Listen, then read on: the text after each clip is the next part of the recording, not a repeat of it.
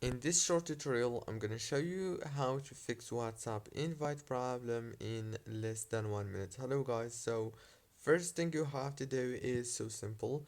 Open the settings on your phone and then on this page you will find many options. Just scroll until you find the apps manager.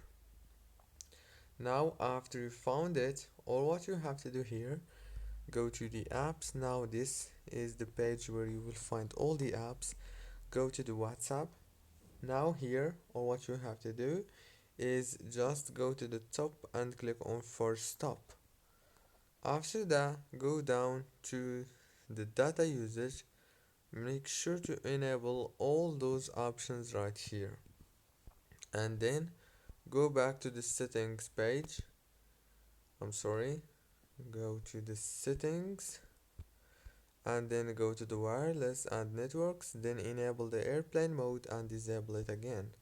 Don't forget to like, subscribe.